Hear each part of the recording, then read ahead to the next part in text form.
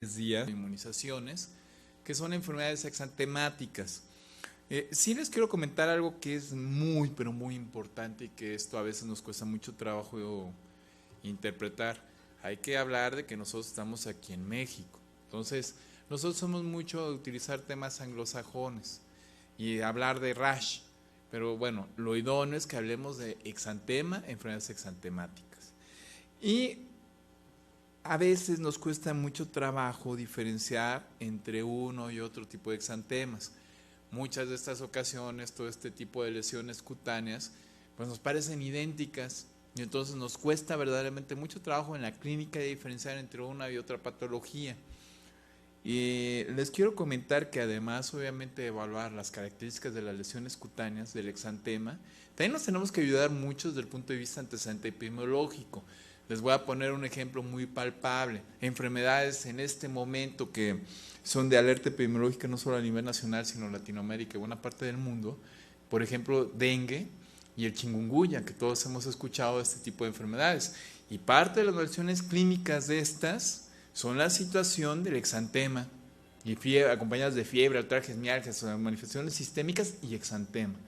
Entonces aquí, ¿qué es muy importante? Pues precisamente que nosotros evaluemos desde el punto de vista epidemiológico de dónde proviene nuestro paciente. Y esto nos va a ayudar precisamente a identificar cuál de las posibles enfermedades podemos tener en el paciente. Entonces, si nosotros les puedo decir, aquí en Distrito Federal, zona metropolitana, pues ya hemos tenido casos de dengue y hemos tenido casos de chikungunya, pero no estamos hablando de que los mosquitos estén volando a más de 2,000 metros de altura, que obviamente es posible que a futuro lleguen, sino que muchas de las ocasiones son personas que radican aquí en la Ciudad de México, que van a estados aledaños, donde precisamente tenemos ya enfermedades identificadas, la picadura por este tipo de mosquitos que transmiten la enfermedad, y entonces, por ejemplo, la gente que viene de Morelos, que de fin de semana se va a vacacionar, o simplemente gente también que se va al área de Guerrero, a Acapulco, entonces son zonas endémicas donde estamos teniendo varios casos de las dos enfermedades, y entonces es muy importante hacer un interrogatorio dirigido desde el punto de vista epidemiológico, no solo para estas dos entidades que les acabo de mencionar, sino precisamente todas las enfermedades exantemáticas debemos de hablar de antecedentes. De entrada, que es muy importante hablar de las enfermedades exantemáticas, tenemos diferentes presentaciones de las lesiones cutáneas. Primero podemos hablar de una lesión macular, que es una lesión pigmentada, pero que al momento en que ustedes la palpan no se nota elevada. Tenemos las lesiones papulares, que además de estas lesiones pigmentadas que pudieran estar, se palpa una elevación de la piel, bien circunscrita, o en algunas ocasiones lesiones ya del tipo vesicular, que pueden evolucionar a pústula, como el caso de la viruela, que es una enfermedad que afortunadamente ya está radicada a nivel mundial, y que estas lesiones tenían además contenido líquido en su interior. Por último, lesiones nodulares, que no es tópico de la charla, pero por ejemplo, lesiones nodulares, voy a poner un ejemplo muy palpable, lo que es la tuberculosis cutánea, en donde precisamente los pacientes pueden tener lesiones maculopapulares, pero si ustedes le palpan, se siente perfectamente el nódulo en la piel, mucho relacionado a un granuloma. Que es muy importante, que estas lesiones pueden coexistir en diferentes estadios dentro de una misma enfermedad. El ejemplo, varicela. ¿Cómo empieza la varicela? Un exantema máculo que evoluciona a pápula y luego en el transcurso de los días también vesículas. Vamos a hablar acerca precisamente en las próximas diapositivas cómo se presenta la varicela, cómo podemos sospechar de la enfermedad, diagnóstico y tratamiento también específico. Y para ejemplos de enfermedades maculopapulares, pues tenemos las que ustedes han conocido en el transcurso de sus estudios de medicina, pero incluso antes de estudiar medicina ya habían oído hablar acerca del sarampión, no se diga la rubiola, o de algunas otras enfermedades que también producen este tipo de exantema, como es el parvovirus. Como les mencionaba, pues no va a ser motivo de la charla hablar del chikungunya, porque si no, no acabamos nunca, no hablamos del dengue, pero sí que tengan en cuenta también estas enfermedades, que además de los síntomas sistémicos de ataque al estado general, fiebre de alto grado, puede haber un periodo, puede haber la presencia de exantema, y que es muy importante que interroguen el antecedente epidemiológico de dónde viene la persona. O por otro lado, las lesiones vesiculares, que obviamente la enfermedad característica es varicela, pero que también hay otro tipo de patologías como los enterovirus, hablando de la enfermedad de pie, mano, boca, que también puede tener lesiones vesiculares, también Coxsackie, bueno, en particular, o también el herpes simple tipo 1, algunas ocasiones el tipo 2, pero que esto como parte de una enfermedad sistémica puede haber una presentación cutánea también de esta enfermedad con lesiones vesiculares. Y por último, la pustular que yo les mencionaba, el ejemplo más palpable, por lo que son las lesiones por el virus de la viruela ya radicada a nivel mundial. Entonces, como antecedentes también mencionarles, aunque esto ya son clasificaciones que en este momento ya no usamos, hablar de que anteriormente la primera enfermedad se hablaba precisamente de lo que es el sarampión, segunda enfermedad de escarlatina, estas dos las vamos a mencionar en el transcurso de la charla, también la tercera enfermedad de rubiola. La cuarta enfermedad, esta ya no se considera como tal, desapareció de la nomenclatura porque es componente de lo que es la infección por parvovirus, que se identificó que era el mismo agente, y por último la sexta enfermedad, infecciones por herpes simple, herpes 6, que es el exantema súbito. Nada más comentarles con el herpes 6, porque tampoco no podemos hablar en una hora de todos los exantemas que tenemos, pero sí hacerles mención que tiene una característica importante, y esto sí se los quiero comentar porque a veces nosotros los médicos cometemos este pequeño error. Lo característico de las infecciones por el herpes 6, cuando van a tener manifestaciones cutáneas, primero es que son en niños pequeños, normalmente menores de 6 años. Y entonces lo característico es que empiezan tal vez con un cuadro de diarrea superior, rinorrea, tos, estornudos, fiebre de alto grado, en donde nosotros muchas veces hacemos el diagnóstico de una infección bacteriana, damos tratamiento antibiótico y corresponde o correlaciona que de repente empezamos nuestro tratamiento 1 o 2 días después de empezar el antibiótico, que llega el paciente con 3 o 5 días de fiebre, la fiebre desaparece y lo característico es que empieza el exantema.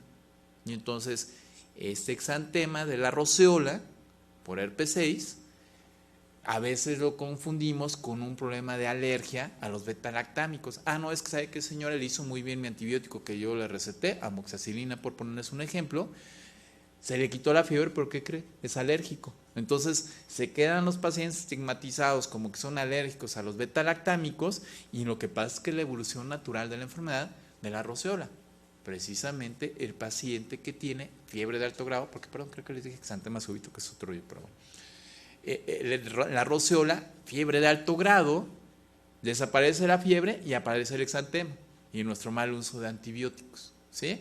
¿Sí me voy a entender con esto, muchachos?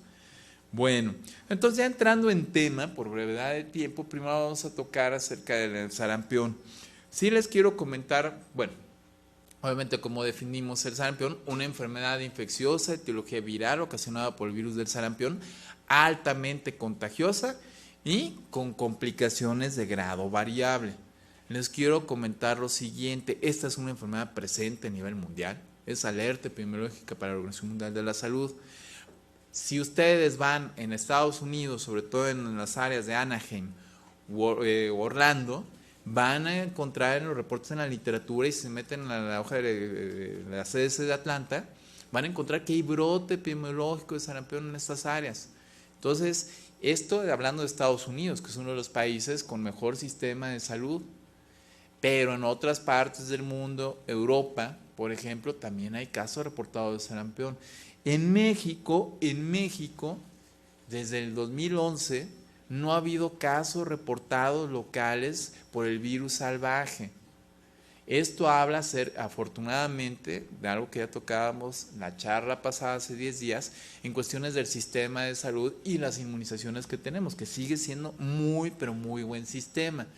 Ha habido casos reportados, hay un estudio muy bonito que ustedes se pueden bajar de forma gratuita del internet, del 2013, cómo se hizo un cerco epidemiológico de casos reportados de sarampión aquí en México.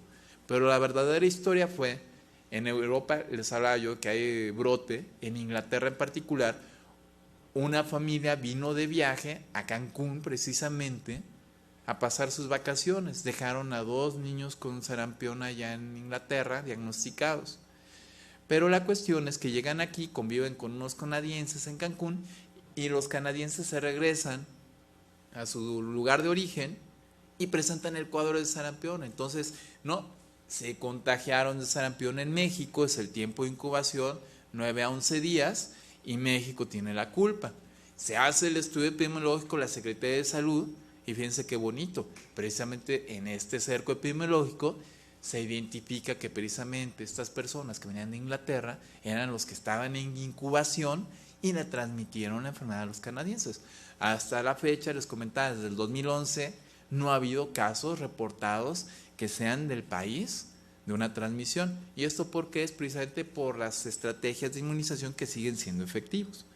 Entonces estamos hablando que el virus del sarampión es de la familia Paramyxovirus, que es un virus RNA que tiene diferentes proteínas estructurales que les dan su factor de virulencia. Pero no es motivo de la charla, no los quiero cansar con esto y no se los van a preguntar en un examen y es mucha información. Lo que sí tienen que conocer ustedes es que antes de las estrategias de inmunización se tenían brotes cada 6, cada 10 años de este virus. El último brote importante que hubo en nuestro país documentado fue en 89, 90, 91, en donde precisamente una elevada mortalidad, sobre todo en adultos jóvenes. Generalmente la patología se considera que afecta en la edad preescolar, pero lo que les comentaba, este último brote importante afectó más y hubo mayor mortalidad en los adultos jóvenes. Y desde 1963, con la instalación de la vacuna, y luego ya posteriormente aquí en México, en la Cartilla Nacional de Vacunación, una disminución sustancial de los casos, pero como les comentaba, hay un resurgimiento de la patología, y entonces ¿esto qué significa? Que nosotros no debemos de relajar nuestras estrategias, sobre todo para la inmunización. Y entonces, ¿cuál es la fisiopatología? Primero, obviamente, ¿qué tenemos que tener? Como la mayoría de las infecciones de etiología viral, un contacto directo con una persona enferma que puede excretar el virus a través de las secreciones, las famosas gotitas de flush. Posteriormente, tras este contacto que tenemos con una persona enferma, si tenemos un huésped susceptible, a nivel local primero, en la vía aérea superior, vamos a tener una replicación viral. Y esta, por contigüidad, va a pasar a lo que son los ganglios linfáticos regionales y tenemos lo que es la primera viremia alrededor del tercer día. Esta primera viremia va a tener órgano blanco, sobre todo el epitelio respiratorio, y de ahí precisamente el daño citopático que produce el virus y la sintomatología con la que empiezan estos pacientes al momento de tener la infección. Por otro lado, también los órganos linfáticos es otro de los órganos blancos. Y después de esto, entre el tercero y noveno día, viene la segunda multiplicación viral, afectando completamente el sistema retículo endotelial.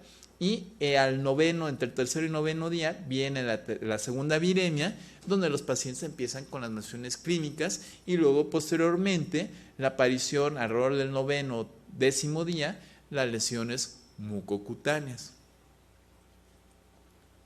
Entonces, cantidad mayor del virus en sangre y la excreción a través de las secreciones después de haber empezado el cuadro clínico, alrededor del 11º al 14 días después de la exposición del paciente. Y bueno, también durante los primeros días del exantema, obviamente en el periodo prodrómico y en los primeros 2 o 3 días del exantema, es cuando se puede localizar el virus en sangre, que esto lo buscamos generalmente en algunos estudios epidemiológicos para ver precisamente el comportamiento en biología molecular del virus, aunque desde el punto de vista estricto diagnóstico no necesitamos hacer un cultivo viral o reacción de cadena polimerasa. Cuadro clínico de estos pacientes, obviamente tenemos primero un periodo de incubación, que ya les comentaba yo, es entre el noveno y el 11º día después de que el paciente estuvo en contacto con el paciente, empieza con las manifestaciones clínicas. Y entonces estos pacientes empiezan con fiebre, bueno, con ataque al estado general, niños pequeños con hiporexia, náusea, cefalea, los niños mayores les pueden comentar que tienen cefalea, y además datos clínicos de infección de vía aérea superior, catarral, un cuadro de fiebre de alto grado, rinorrea, tos, estornudos y sobre todo lo que predomina por este fenómeno irritatorio que les comentaba que se produce en el epitelio respiratorio y la apoptosis del epitelio respiratorio, la muerte celular, precisamente los accesos de tos, que es de lo más importante que presentan de forma inicial estos pacientes y además son de esos síntomas que les puede durar semanas después de haber resuelto el cuadro de exantemático. Además, estos pacientes tienen pues una hiperemia conjuntival importante, epífora, y las líneas de Stimson. Estas líneas de Stimson son unas lesiones petequiales que se encuentran en el párpado inferior en los pacientes. Y además, al momento en el que aparece el cuadro prodrómico en estos pacientes, ustedes pueden encontrar posteriormente también las famosas manchas de Copley que ustedes identifican, que se localizan en la altura del segundo molar, que son placas blanquecinas en el carrillo.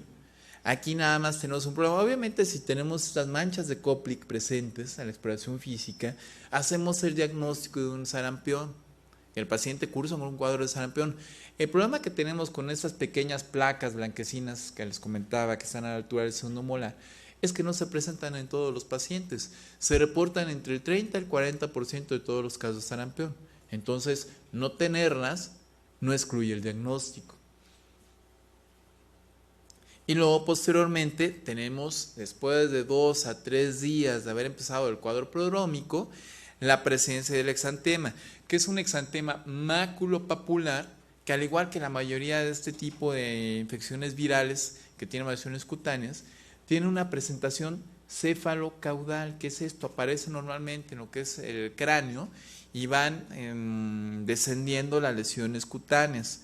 Aparecen en el sitio de implantación del cabello, en la parte posterior al pabellón auricular, y tienen una duración que es de 3 a 5 días. La característica de estas lesiones cutáneas es que respetan lo que son las palmas y respetan las plantas. Y luego posteriormente, después de la duración, que es alrededor de 5 días, empieza a haber una descamación fina de las lesiones que puede durar de 2 a 3 días. Y el paciente tiene un periodo que dura alrededor de 1 o 2 semanas posteriores, con astenia, dinamia, puede tener hiporexia, pero les comentaba que los accesos de tos pueden durar semanas. Y bueno, esto ya lo comentábamos, excepto la tos que dura un tiempo prolongado. Y hay algunas presentaciones graves del sarampión que se denomina sarampión hemorrágico o el sarampión negro, que también se conoce por este nombre, en donde precisamente se presenta habitualmente en pacientes inmunocomprometidos, ya sea pacientes que tienen inmunodeficiencias primarias combinadas severas, o pacientes que tienen inmunodeficiencias secundarias, por ejemplo, los que reciben quimioterapia. Y entonces aquí es una presentación grave con datos de, bueno, clínicamente con datos de hemorragia que las confirmamos en laboratorio por la presencia de coagulación intravascular diseminada y precisamente con trombocitopenia, que tiene un mal curso, tiene un mal pronóstico de los pacientes con una mortalidad que es arriba del 95%. Y por último, también podemos tener una presentación modificada del sarampión. Esta presentación modificada está en relación a que precisamente el paciente pudo haber estado expuesto al virus, pero previamente tener, por ejemplo, la aplicación de gamma-globulina estándar, que tiene protección contra esta enfermedad, y entonces darnos un cuadro sutil que puede presentarse únicamente como un cuadro catarral o con un exantema leve, con lesiones benignas, y que el paciente posteriormente evoluciona rápidamente en la mejoría. Esto también lo vemos precisamente con los niños pequeños, que la mamá les transfiere anticuerpos maternos de forma vertical y que adquieren la infección entre el sexto y 12º mes de vida, en donde precisamente esta titulación de anticuerpos protectores tipo IgG van de decremento, se empiezan a ser susceptibles y pueden tener esta presentación modificada. El diagnóstico primero, obviamente, tenemos que sospecharlo desde el punto de vista epidemiológico. Ya les comentaba, si llega con ustedes un paciente aquí en México que tiene un cuadro sugestivo de sarampión con la fiebre de alto grado, con el exantema, la posibilidad de que sea sarampión adquirido en el país es baja. Obviamente se tiene que hacer un estudio epidemiológico, evaluar bien clínicamente cómo está el paciente. Si tiene datos sugestivos, se tienen que hacer pruebas para evaluar si confirmamos el diagnóstico o lo descartamos. Pero si este paciente tiene el antecedente de haber viajado a una zona endémica, donde ahorita tenemos estos brotes que les comentaba, alguna persona pudiente que viajó a los parques temáticos de Disneylandia o Disney World allá en Estados Unidos, pues sí, la posibilidad de que adquiera la enfermedad existe. Entonces, hay que primero interrogar cómo está el estado de inmunización del paciente, cómo está la cartilla, si tenemos estos antecedentes de viaje epidemiológico, las versiones clínicas, y entonces sí, aquí evaluar desde el punto de vista del laboratorio el diagnóstico. Lo que podemos hacer son pruebas de biología molecular para encontrar el virus, pero no se hacen de forma rutinaria. Se puede hacer la detección de anticuerpos tipo IgM que duran alrededor de 6 semanas después de haber adquirido la infección, que nos hablan de un cuadro agudo, y esto lo podemos detectar por medio de inmunofluorescencia, los podemos detectar por medio de ELISA. Ha habido casos, y por eso les pongo esta diapositiva, que los pacientes cursan con un cuadro febril, dolor abdominal, y se han confundido con apendicitis aguda. Se han hecho las apendicectomías y lo que han encontrado desde el punto de vista histopatológico son las células de Warthin-Finkelnly, y estas células precisamente son células gigantes con daño citopático compatible con sarampión, el virus del sarampión, y así se han hecho el diagnóstico. Hay un caso muy bonito reportado en la literatura en donde precisamente el paciente empezó que no mejoró posterior a la apendicectomía, siguió con fiebre y al tercer día de la apendicectomía empezó con el exantema, reporte histopatológico compatible con, y luego se confirmó la enfermedad por medio de inmunofluorescencia. Entonces, por eso les comentaba precisamente que en un momento dado, aunque no se hace de forma rutinaria la biopsia, en algunos casos que se tenga algún espécimen, sobre todo de ganglios o algún tejido, pues nos podemos ayudar a hacer el diagnóstico. El tratamiento de la enfermedad pues es sintomático, únicamente manejo de la fiebre, hidratar bien al paciente, sobre todo en aquellos casos de mala ingesta, de hiporexia, pueden llegar a deshidratación, sobre todo los niños pequeños por aumento de las pérdidas insensibles, el rechazo a la alimentación, en algunas ocasiones vómito, y entonces manejo hídrico es lo más importante, y manejar las complicaciones. Las complicaciones más importantes tenemos dos, lo que es la otitis media aguda, la sobreinfección bacteriana de 7 a 9% por los agentes infecciosos habituales, sobre todo lo que hemos comentado, proceso inflamatorio a nivel del epitelio respiratorio. Entonces, neumococo, hemófilos influenza no tipificable, principales agentes etiológicos. Por sí sobre el mismo virus del sarampión nos puede dar una otitis, sí sobre infección bacteriana. La otra complicación que no tengo en la diapositiva, pero que la tienen que tomar en consideración, es la epiglotitis, inflamación del epiglotis, también que los pacientes se comportan como un croup. Y por otro lado también una de las más temibles, la encefalitis que se presenta un caso en 1000 pacientes con sarampión, o la panencefalitis esclerosante subaguda, que esto se presenta semanas o meses después de haber adquirido la infección, que son de un curso importante. Tenemos otras complicaciones menos frecuentes, pericarditis, miocarditis o enfisema subcutáneo, entre otras. Y la única medida, ya lo comentábamos hace 10 días, para la prevención de la enfermedad es la inmunización efectiva de los pacientes, y por eso mantener precisamente nuestras estrategias de inmunizaciones. Ya platicábamos, el biológico se aplica al año de edad y el refuerzo a los 6 años en todos los pacientes. Y hay que estar evaluando que todos nuestros niños tengan los esquemas de inmunización completos, sobre todo cuando van a ingresar a las guarderías, al kinder o incluso a la primaria. Entonces, estar al día con lo que son los esquemas de inmunización, con una protección arriba del 99%, sin una vacuna que generalmente viene acompañada de rubiola y parotitis, como ya platicamos hace 10 días, una vacuna bastante segura y que no debemos de olvidar su aplicación. Por otro lado, tenemos infección por otro exantema muy frecuente, que es el virus de varicela zoster, que nos da el cuadro clínico de varicela.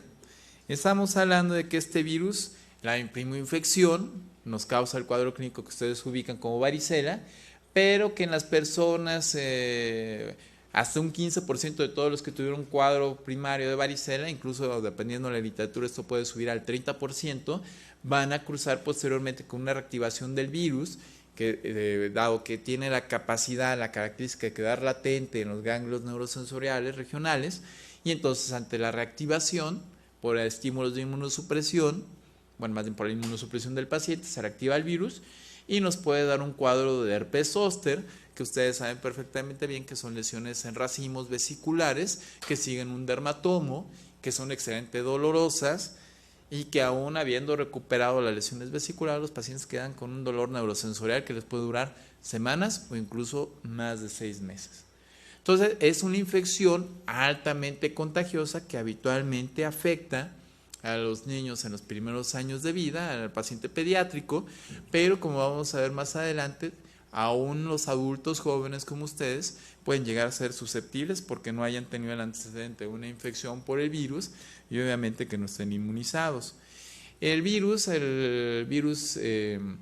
herpes zóster pertenece a la familia Herpesviridae, que son virus con doble cadena de DNA que miden de 150 a 200 nanómetros, que esto no es un motivo de examen, bueno, no les van a preguntar esto en el examen. Y la otra cuestión también, saber que la transmisión es de persona a persona, no se transmiten por objetos inanimados, tampoco por fomites, y que es un virus que resiste poco la desecación, ni tampoco lo que son los detergentes, luz ultravioleta o desinfectantes. Entonces, la presentación generalmente es en edades escolares, en la mayoría de los casos entre los 5 a 14 años. Los niños menores de 1 año, por los anticuerpos protectores maternos, es poco frecuente que se presente la enfermedad. Cuando se presenta en estos niños, o una de dos, la mamá no tiene el antecedente de haber presentado el cuadro de varicela, y por eso la madre y el niño son susceptibles, o que precisamente esté entre los 6 meses y los 12 meses de edad, en donde esta titulación de anticuerpos protectores maternos esté disminuyendo y el paciente se empieza a ser susceptible, donde pueden tener un cuadro clínico un poco modificado. Se estima 288 casos por 100,000 habitantes. Actualmente, hasta la semana epidemiológica 30, la primera semana de agosto, este año tenemos alrededor de, si no me recuerdo, 120,000 casos reportados. Ahorita lo confirmamos. Y aquí lo que les comentaba, algo muy importante, miren, desde el punto de vista epidemiológico, de 1 a 5 años, 73%, 43% de la población ya va a tener antecedente de haber adquirido la infección. De los 6 años a los 10 años, el 60% prácticamente ha tenido el antecedente de infección y tiene anticuerpos protectores. Pero vean cómo de 21 a 30 años, el 82 a 94%, esto todavía nos puede dar un rango amplio de un 6 a un 18% de personas, adultos jóvenes que son susceptibles. Entonces, ¿de esto qué estamos hablando? Que precisamente nosotros les puedo poner el ejemplo en el Instituto Nacional de Pediatría. Año con año, con los nuevos residentes que ingresan, se les pregunta acerca de antecedentes de infecciones exantemáticas, en particular acerca de si ya padecieron infección por el virus de herpes zóster, tuvieron cuadro clínico de varicela, o si se han aplicado la inmunización. Se les ofrece la inmunización a los que no están seguros si tuvieron el cuadro, pero llega a ser frecuente que año con año tenemos 1 o 2 residentes que pensaron que ya les había dado la enfermedad, son susceptibles y adquieren el cuadro clínico por contacto de un paciente con el virus, y tenemos problemas además de que el residente se infecta, como precisamente el virus es contagioso 2 días antes de que empiece el cuadro exantemático, precisamente tenemos que aislar diferentes salas porque ese residente está cuidando los pacientes hospitalizados. Entonces, lo importante es que ustedes indaguen bien con su familia, como personal de salud, si ya les dio el cuadro clínico confirmado por un médico o si han recibido la vacuna. Y es que el problema es que fíjense que en algunas ocasiones se puede confundir con un prurigo por insecto, porque por las lesiones vesiculares pruriginosas, y entonces hacer un diagnóstico no apropiado.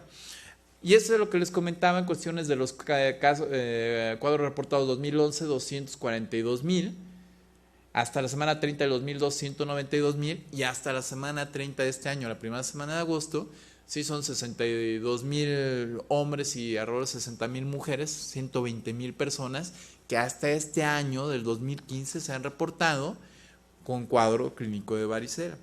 ¿Y cuál es la patogenia que tenemos del virus? El virus, ya les platicaba yo, es contagioso 2 días antes de empezar el exantema Y el virus también tiene una replicación inicial en el epitelio respiratorio, en el epitelio de vías respiratorias, en la vía aérea superior, y también una diseminación en los ganglios linfáticos regionales. Posterior a esta diseminación, alrededor de las 96 horas de haber estado en contacto con el virus, viene una primera viremia que afecta en particular el sistema retículo endotelial.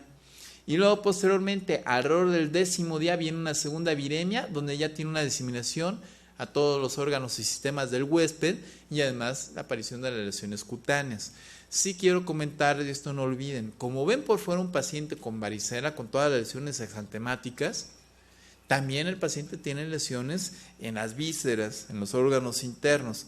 Tenemos un periodo de incubación que tiene un rango de 10 a 21 días y tenemos también una fase prodrómica en donde aquí es muy difícil, al igual que lo que es el sarampión, los pacientes pueden empezar con un cuadro de vía aérea superior, rinorrea, tos, estornudos, fiebre de bajo grado y evolucionar a las 48 horas de haber iniciado con la presencia de lesiones cutáneas. Entonces vuelvo a lo mismo, es muy importante que ustedes, sobre todo en época de invierno, primavera, que es cuando se presentan los brotes de varicela, hagan el interrogatorio si el paciente estuvo en contacto con una persona con el cuadro similar o si hay brote de varicela dentro de la escuela.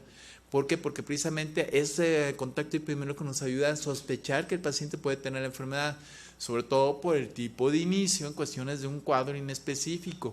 Y entonces a veces nosotros abusamos del diagnóstico de catarro, o peor aún, no sabe que tiene una faringitis bacteriana, le doy el antibiótico y al segundo o tercer día empieza con el cuadro clínico de lesiones cutáneas. Y entonces, bueno, esto ya lo comentamos, cuál es el cuadro prodrómico y lo característico son las lesiones cutáneas. ¿Cómo empieza? También tiene una distribución céfalo-caudal. Empieza por el sitio de implantación del cabello, maculopapulares, pero que evolucionan a vesículas rápidamente, estas lesiones. Además, posteriormente tiene una presentación descendente, sobre todo en relación a las viremias. Estos pacientes tienen entre 3 y 5 viremias, que son precisamente la relación con la aparición de los brotes de las lesiones cutáneas. Y algo también característico que yo sé que han leído ustedes en cuestiones de varicela, es que son lesiones en diferentes estadios. ¿Qué es esto? En las lesiones cutáneas vesiculares que a lo mejor están brotando en lo que son el tórax o el abdomen, las primeras lesiones en lo que es la cabeza están empezando a tornarse en fase de costra. O el paciente ya tiene lesiones en la cara bien confirmadas ya en fase de costra y está teniendo todavía brotes en los miembros inferiores. Esto es característico. Y la otra cuestión característica es cómo se presentan estas lesiones vesiculares. Primero, las lesiones se considera que son umbilicadas, tienen un hundimiento en el centro, pueden tener un pequeño halo eritematoso. Primero tienen un líquido claro en su interior y en el transcurso del primero al segundo día se puede tornar blancuzco, pero esto no significa necesariamente que sea una sobreinfección bacteriana, que será la principal complicación, una petiginización de las lesiones. Y luego posteriormente la fase de costra. Algunos protocolos, digo que esto ya pues es más extremo, pero sí está bien documentado también, ustedes lo pueden constatar en la literatura. Se pusieron a contar cuántas lesiones aparecen habitualmente en un cuadro de varicela. Van de 250 a 500 lesiones. Puede ser esto variable porque hay diferentes presentaciones. Hay una presentación que se denomina abortiva, en donde el paciente únicamente tiene alrededor de 6, 10 lesiones vesiculares, pero que este paciente también puede ser contagioso. Y la otra cuestión es que también puede tener sobreinfecciones bacterianas, que será la principal complicación. Pero en caso contrario, con estas 6-10 lesiones, también el paciente va a quedar protegido ya el resto de su vida en cuestiones de lo que es el cuadro clínico, de presentar varicela otra vez. Por último, sí comentarles cuánto tiempo duran. Se me fue otra cosa importante que no viene en la diapositiva. Les hablaba yo de las características que tienen estas lesiones vesiculares. También se menciona que tiene una presentación centrípeta. La viruela, que era diagnóstico diferencial, tiene una presentación que se denominaba centrífuga. ¿A qué se refiere con estas lesiones vesiculares? Que se concentran más en tórax y en abdomen, centrípeta, y la viruela tendrían a ser más centrífugas. Afectaban, y esto ustedes lo pueden revisar también en el internet con las laminillas de pacientes que tuvieron de forma anecdótica viruela, cómo las lesiones eran confluentes en cara y extremidades. A eso se refiere centrífuga. Y bueno, las lesiones que pueden ser universales, que también pueden acompañarse de un enantema, también lesiones en la mucosa oral. El diagnóstico pues en realidad es completamente clínico y además basándonos en el centro epidemiológico de la época del año y muchas ocasiones que ya les comentaba, los brotes que tenemos en lo que son las escuelas o que el paciente estuvo en contacto. Y además algo muy importante, la situación de que de repente también pues empieza un hermano y lo característico es que los demás hermanos se enferman, entonces que hay que interrogar esto con los familiares. Ahora, una práctica muy recurrente, ¿sabes qué, mijita? Ya a tu hija, a tu hermana, ya se le enfermaron todos los niños de varicela, lleva de una vez a tus hijos para que se contagien. Esto lo debemos de evitar. ¿Por qué? Porque si bien generalmente se considera que la varicela es una enfermedad benigna, puede tener complicaciones catastróficas como una encefalitis, como una neumonitis o simplemente una sobreinfección bacteriana, una epitigeneación de las lesiones, pero que evolucionan a celulitis y cuando son por infección por estreptococo, un choque tóxico por este microorganismo y menos frecuente también un choque tóxico por Staphylococcus aureus. Entonces hay que tener mucho cuidado en la posibilidad de evitar las complicaciones y mejor, en lugar de hacer una infección natural, la prevención que debe ser por medio de la inmunización. Podemos hacer serología también. La técnica actual incluye la determinación de anticuerpos IgM por medio de ELISA. También se puede utilizar la inmunofluorescencia como parte de las técnicas diagnósticas. Ya les habla yo de las complicaciones, 5 a 10% de los casos cutáneas, que la epitigeneación por estreptococo pyogenes sería más frecuente, pero podemos tener celulitis, algunas ocasiones varicela hemorrágica, las viscerales que ya las mencionábamos, sistema nervioso central y una importantísima también que estaba obviando, el síndrome de Reye. Tratamiento. Es una enfermedad viral que tiene un tratamiento específico. Se recomienda que el manejo sea dentro de las primeras 48 horas de haber aparecido el exantema. Posterior a esto, la utilidad de la aciclovir pues no se ha demostrado, no se justifica el tratamiento después de las primeras 48 horas. ¿Por qué dar tratamiento si se considera una enfermedad benigna? Precisamente, 1, para disminuir las viremias. 2, para evitar el tiempo de transmisión del virus a otras personas, evitar la tasa de contagios y disminuir así también las complicaciones en el paciente o en otros huéspedes. ¿Cuánto tiempo es contagiosa la varicela? Que esto no se los comenté. Yo les decía, empieza a ser contagiosa 2 días antes de empezar el exantema, pero ¿hasta cuánto dura el contagio? Que es cuando debemos de tomar en cuenta el aislamiento en los pacientes, hasta que todas las lesiones cutáneas se tornan fase de costra. Por ejemplo, la viruela, ¿en qué momento era contagiosa la viruela? Las costras eran lo más contagioso y de ahí se hizo la vacuna. Pero en la varicela, a diferencia de lo que en muchas ocasiones pensamos, ya no es contagiosa en la fase de costra, aunque en las escuelas no los quieren aceptar hasta que se le han caído, desprendieron todas las costras, que esto dura alrededor de 14 días, por el miedo de la transmisión, pero desde el punto de vista estricto, los pacientes están protegidos, ya no son contagiosos después de que todas las lesiones se encuentran en fase de costras. Tratamiento ya sea vía oral con aciclovir, es un medicamento que tiene mala biodisponibilidad, se tiene que subir la dosis. Paciente pediátrico, 80 miligramos, kilogramo día, dividido en 4 o 5 dosis. Y este tratamiento durante todo el tiempo que las lesiones se encuentran en fase vesicular.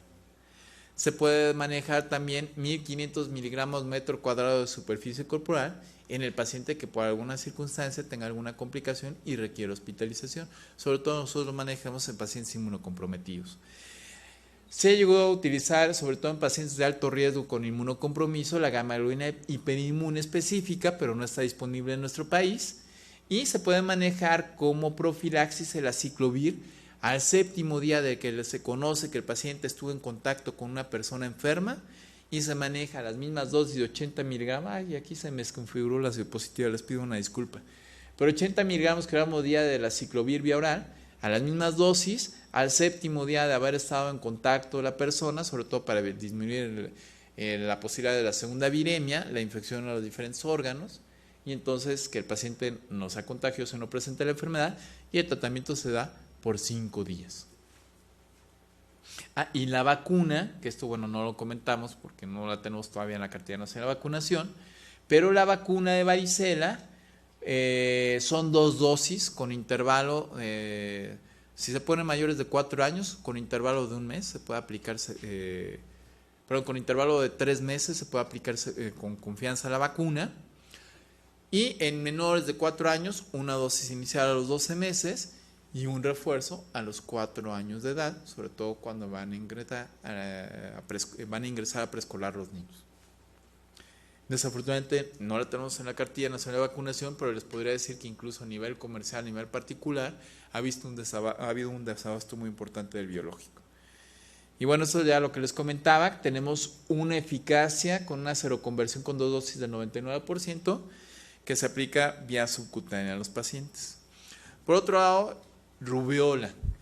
Esta enfermedad estudiada de forma muy importante, sobre todo no tanto por la presentación en el periodo postnatal, en donde es una enfermedad completamente benigna, sino sobre todo en el periodo gestacional, por los efectos teratogénicos que tienen los primeros meses del embarazo, en el primer trimestre, en los efectos teratogénicos catastróficos en el recién nacido, la triada clásica que ustedes ubican de cardiopatía sordera neurosensorial y cataratas, pero también un efecto directo en lo que es el peso y la talla al momento del nacimiento, de una nutrición in útero, y además relacionado de forma importante con lo que es prematurez. Entonces estamos hablando que esta infección en el periodo postnatal se caracteriza por una triada clásica.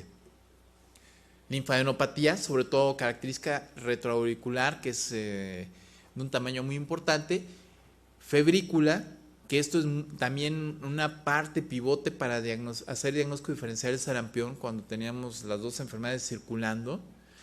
Y por último, la presencia de exantema. El exantema muchas veces es inconfundible, o indistinguible, mejor dicho, indistinguible entre sarampión y rubiola. Pero el ataque al estado general y la fiebre de alto grado en lo que hacía el diagnóstico diferencial. Hasta en un 25-50% de los pacientes pueden cursar con una enfermedad asintomática. Y estamos hablando también que es un virus RNA de la familia Togaviridae, del género Rubivirus, y que generalmente se presentaba en menores de 15 años, el grupo más afectado.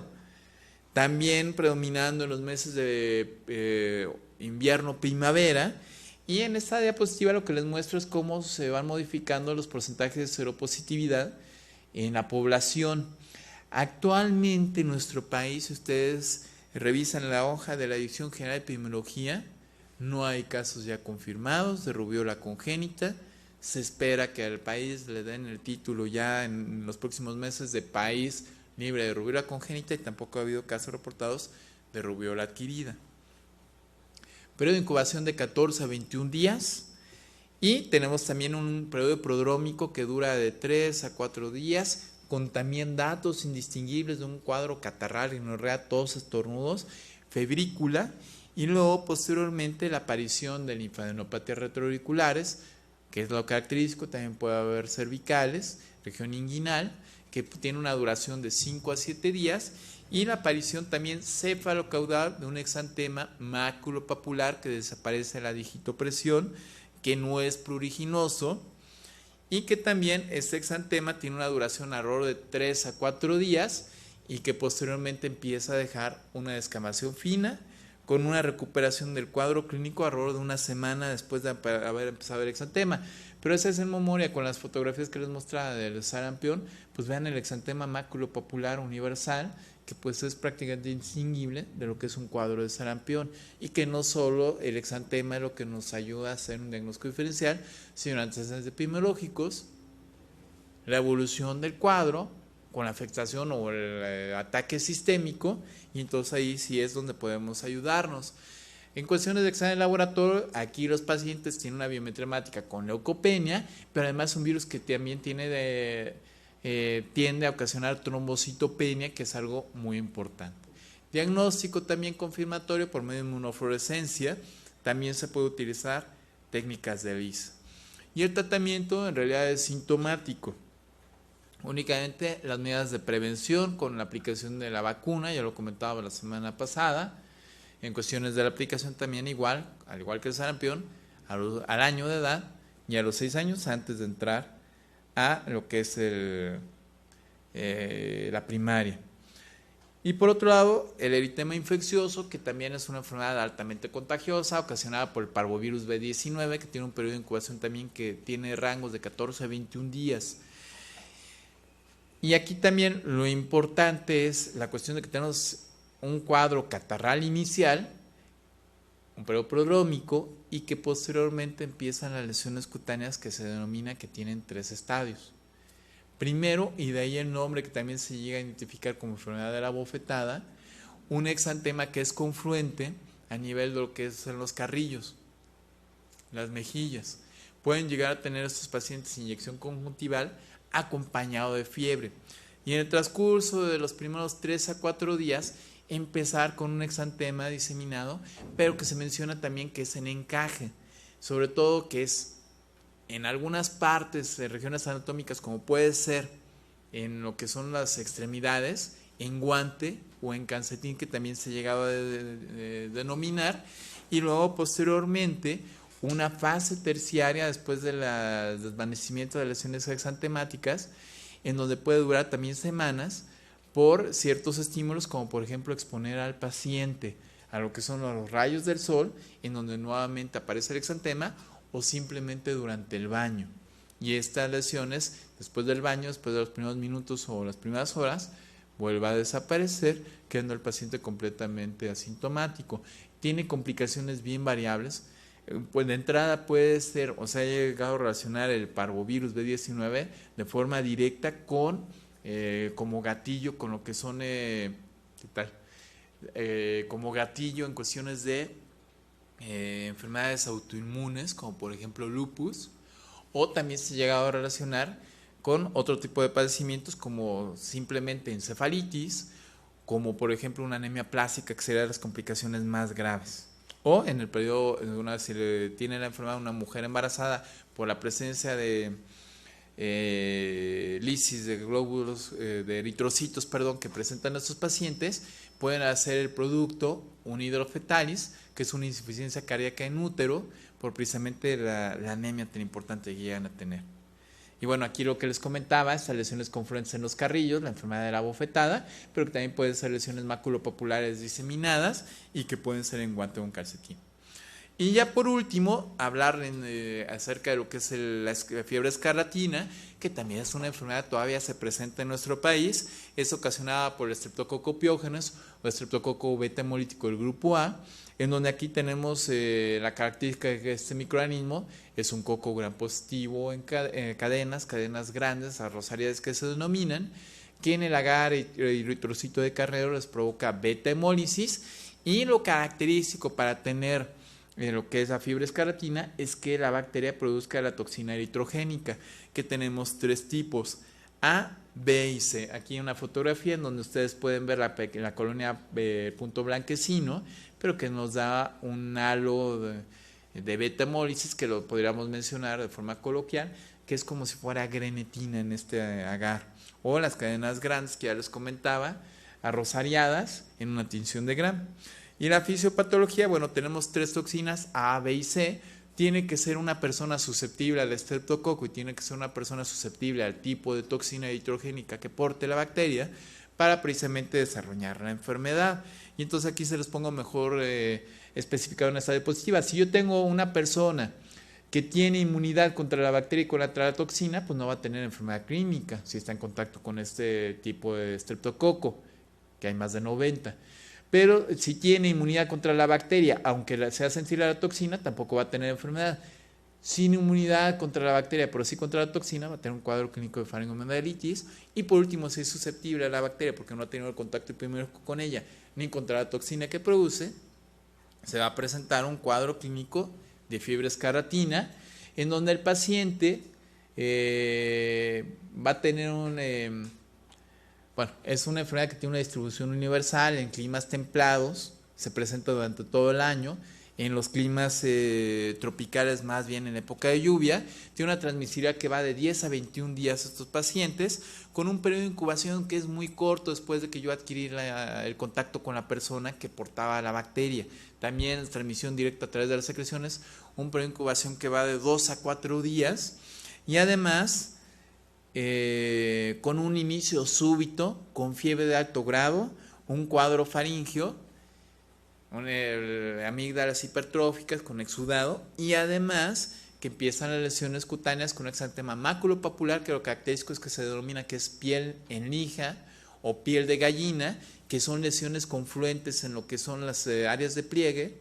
Esto se denomina sinoplastia, y además se acompaña de enantema, primero una lengua saburral, que se pone blanquecina con hipertrofia de las papilas gustativas, pero posteriormente estas aburras se desprenden en 2 a 3 días y queda la famosa lengua en fresa. Aquí el signo de pastilla que les comentaba, y además la presencia de linfadenopatías. El diagnóstico es clínico, aunque podemos hacer un exudado faríngeo para detección del estreptococo piógenes. Recuerden que las antiestreptolicinas no se elevan en un cuadro agudo, se empiezan a elevar hasta después de una semana de haber empezado el exantema, y luego posteriormente tienen un pico máximo a las 3 semanas y un periodo de meseta de 3 meses. Diagnóstico diferencial, pues diferentes patologías, enfermedad de Kawasaki, sarampión, rubiola. Aquí sí tenemos que evaluar bien las características del exantema, que es en piel en lija. Y el tratamiento, y esta es la última diapositiva para ya ceder los micrófonos, les pido una disculpa que me extendí un par de minutos, pero la cuestión de que el tratamiento específico es la penicilina. Bueno, bonito y barato, con una sola dosis de penicilina benzatínica, menos de 24 kilos al paciente, 600,000 unidades. Mayor de 24 kilos, 1.200.000 unidades para el tratamiento, y en la dosis se tiene que repetir a los 10 días de haberse hecho el diagnóstico de fiebre escarlatina. Con la dosis inicial mejora al paciente, la segunda es para erradicar el estreptococo piógenes. Bueno, bonito y barato, más que suficiente. Pueden dar otros tratamientos, por ejemplo, pueden dar amoxicilina. La respuesta es sí, pero preferimos utilizar amoxicilina porque este tratamiento para neumococo de primera elección favorece la resistencia, este agente que produce otitis media aguda. Ya vean con la doctora Gómez hace una semana también neumonías. Y la otra cuestión es que tiene que ser un tratamiento por 10 días continuos. Entonces, paciente macrólidos, la desventaja del macrólido es que el macrólido, si hay resistencia al estreptococo piógenes, alrededor del 20%. El estreptococo piógenes sigue siendo sensible 100% a los betalactámicos, penicilina benzatínica, tratamiento de primera elección. Los macrólidos se utilizarán eritromicina, pues efectos abdominales, gastrointestinales importantes, y tienen que completar el tratamiento 10 días, además de la posibilidad de resistencia. Pues esta es la última diapositiva, muchachos, no me queda más que agradecerles su atención, pónganse a estudiar